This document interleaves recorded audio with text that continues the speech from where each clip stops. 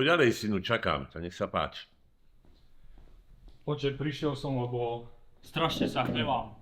Vrie to vo mne a bojím sa, že niekomu ublížim, neviem, čo mám robiť. Ale čo sa stane, keď ten hnev na teba príde? Poviem veci, ktoré nechcem. Ublížim a potom ľutujem. Bojím sa, že raz urobím niečo, čo nevezmem späť. Si mladý. Máš ešte veľa energie a života v sebe. Chcel by si dosiahnuť veľké veci rýchlo. Väčšinou hnev prichádza vtedy, keď chceme dosiahnuť nejaké dobrá, veľmi rýchlo, šikovne, ako takou dynamikou. A niekedy máme pocit, že jednoducho to nezvládame, že sme veľmi živí, šikovní a tak ďalej. Hnev je veľmi nebezpečný, pretože môže aj zabiť, môže aj ublížiť, môže byť aj, by som povedal, aj skaziť dobré vzťahy a priateľstva. A takýchto svätých bolo veľa vo svete, ktorí sa hnevali, a medzi nich patril aj Mojžiš. Ale oče, Mojžiša každý pozná. Aj Mojžiša Etiópskeho. Tak počúvaj. Mojžiš Etiópsky bol obávaný vodca gangu. Muž zrodený z egyptskej púšte. Bez jedla a vody. Prežíval, ako by bol z kameňa.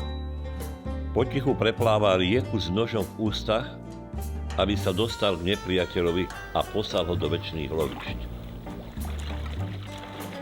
A keď prišlo na boj zblízka, zbrane neboli potrebné.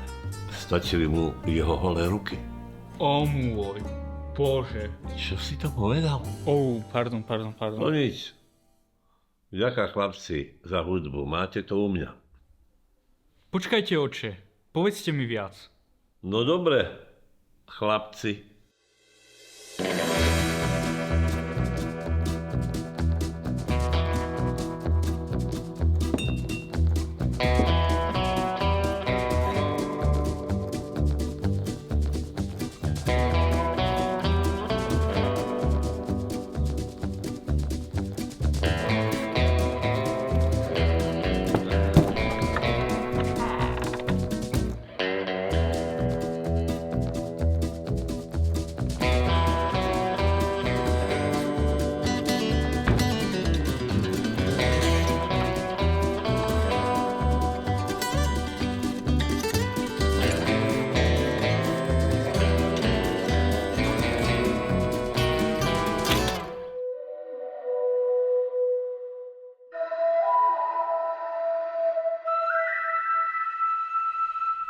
No poď sem.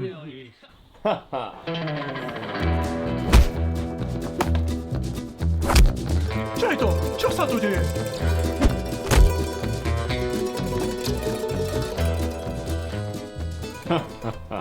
Čo to?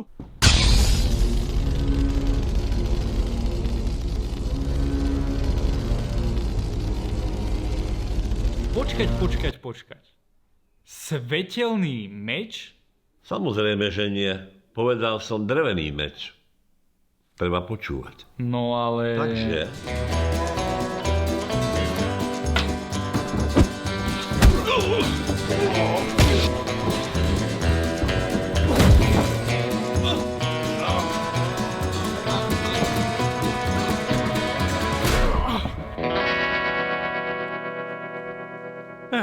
A máš to. Tak ako? Klasika. Dobrý a zlý policajt. To nebude fungovať, kámo. Jedná sa nám o masívneho vraha. Máš pravdu. Tak dajme zlý a horší. OK, poďme na to.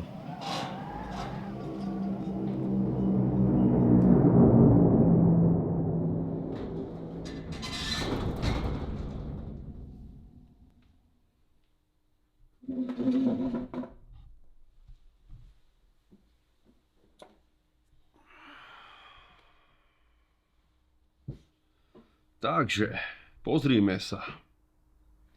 Vraždy, lúpeže, prepady, násilie, mučenie civilistov, ničenie majetkov, pálenie domov. Čo tento chlap ešte nespravil?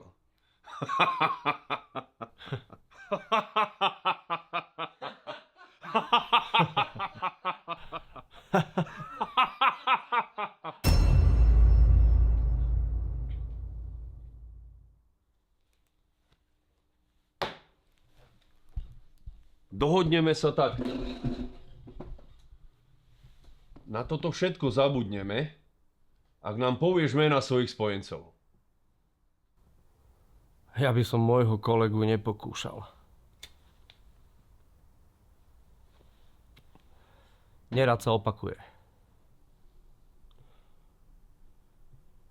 Ten, koho hľadáte, sa volá Keč.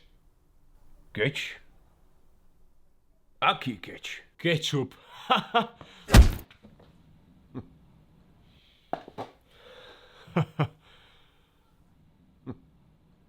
Príde ti to vtipné? Vtipné mi príde to, že ma tu bije dôchodca s menom po opici.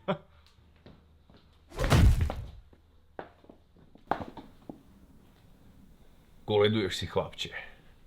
Monky, poď sem. No dobre, chlapče. Vieš, kto my sme? Monky a Stano. Neporaziteľná dvojka. Vieš, čo sme minule urobili tomu, čo sa smial, keď čítal prosby? Povedzme to tak, že sa už v orádku neukázal.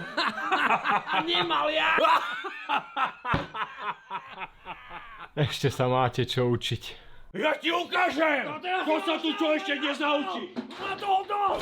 Tak toto už tomu sopliakovi rozviaže jazyk. Čo? Čo sa... Monky! Monky! Monky! Nie! Kde šiel ten zmrt? Prosím, skrýma, rýchlo, rýchlo.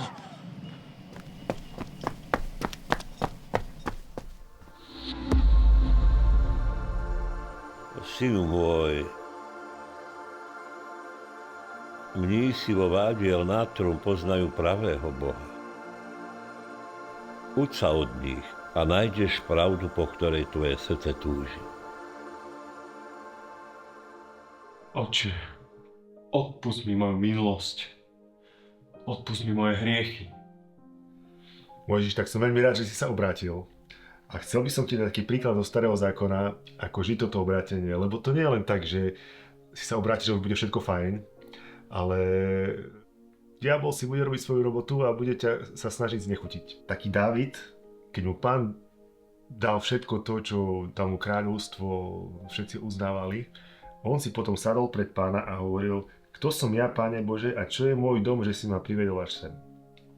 Že Dávid si uvedomuje, že aké veľké dobrodenie mu Pán Boh dal, aj tebe dal, že si sa obrátil.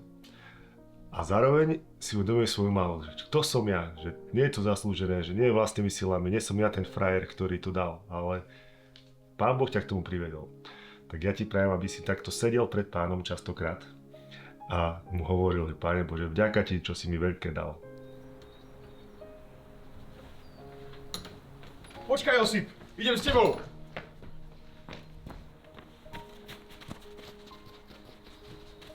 Keď si sa už stal kňazom, tak dovol, aby som ťa naučil niektoré veci, ktoré sú veľmi praktické. Áno, výborne. Výborne. Potom si zoberieme rašpľu a rašplou zrazíme hrany toho nášho výrobku. Vyskúšaj si. Tak to. Môže byť. Pozri, tu je. Čože? To nie je možné. Kedy si zabíjal rukami? A čo teraz? Pokoj je tvrdší než pesť. Takže zväčší. Pamätáš si na rieku? Na hospodu Žecha? Kedysi si mal meno. Muž, ktorého hľadáte, je mŕtvy. Tak nám ostávajú už iba dve možnosti. Buď odídeš s nami, Alebo je toto tvoj koniec. Pokojne. Smrti sa nebojím. Návrat by bol horší. Ako si praješ? Lebo všetci, čo sa chytajú meča, mečom zahynú.